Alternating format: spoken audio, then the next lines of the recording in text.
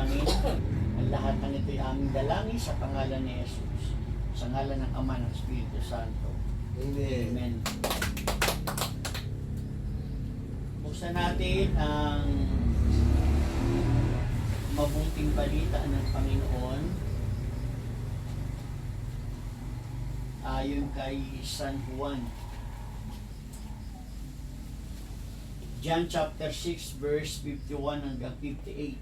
Ang mabuting balita ng ating kaligtasan. Mamaya natin bawat isa, sabihin natin, pinagpala tayo ng Diyos. Pinagpala tayo ng Diyos. Amen. Pinagpala tayo ng Diyos. Hallelujah. Okay, makakaupo na tayo.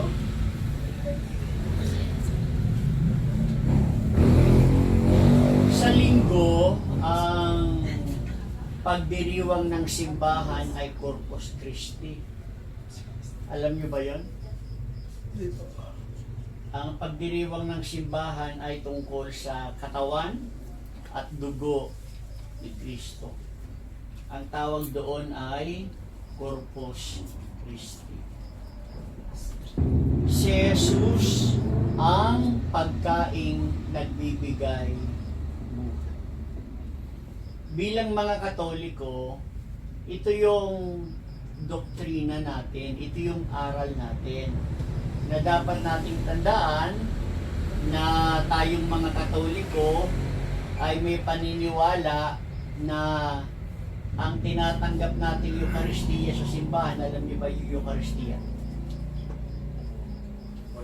Ostia.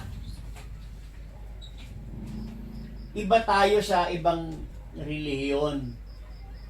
Bukod tangi lang ang Katoliko na may paniniwala na yung ostia, pag tinaas, at yung alak tinaas, after nito, nagiging katawan yun mismo ni Kristo. Maliban dito, lahat na ng relihiyon, hindi ganun ang paniniwala. Kaya bawat relihiyon may iba't ibang paniniwala. Pero ang paniniwala natin ay totoo. Sabi dito sa ating tinunghayan, kung pinakinggan ninyo, sabi dito una sa verse 51, ako ang pagkain nagbibigay buhay na bumaba mula sa langit. Ang Panginoong Hesukristo, pagkain siya na bumaba mula sa langit. Ang pasabi pa niya ay, mabubuhay magpakailanman ang sino mang kumain nito, at ang pagkain ibibigay ko sa ikabubuhay na sanlibutan ay ang aking laman. Ang tinapay na binabanggit ng Ebanghelyo ay para sa lahat.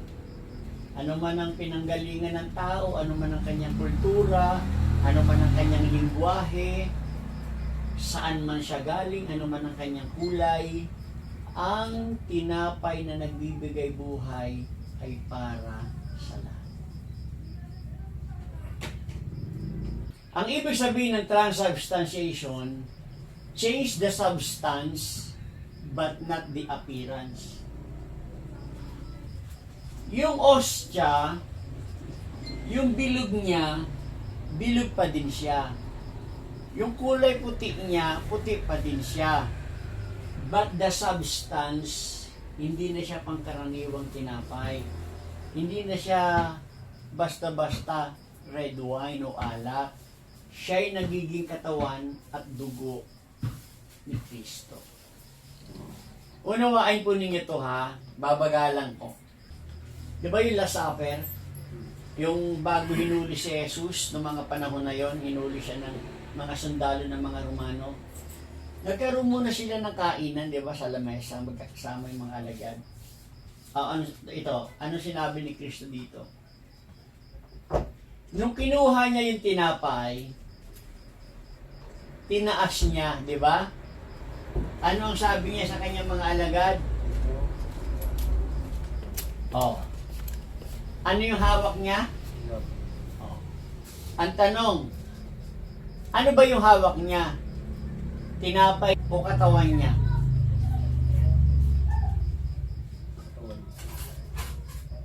Saka tinapay. Literal, tinapay talaga. Ito, intindihin niyo, buksan niyo ang isip ninyo. Ito yung aral ng Katoliko ha. Ito dapat ang linya natin. Ito dapat ang katatayuan natin. Ito ang paniniwala natin. Kasi paano nga naman kakainin talaga ng tao si Kristo? Ngayon, para kainin siya, sinabi niya, nasa tinapay niyo ako kakainin. Kasi sabi ni Kristo, ako ang pagkain nagbibigay buhay eh.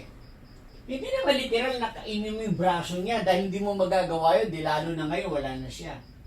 Pero ang bilin niya, yung tinapay. Ang tunay po na buhay natin ang pagtanggap sa Kanya eh. Paano matatanggap? Di ba sabi, sino man na tumanggap sa akin ay mananatili sa akin. Paano ka mananatili sa Diyos? At paano naman mananatili ang Diyos sa iyo? Tanggapin mo ang Eucharistia sa pamamagitan ng pagsimba.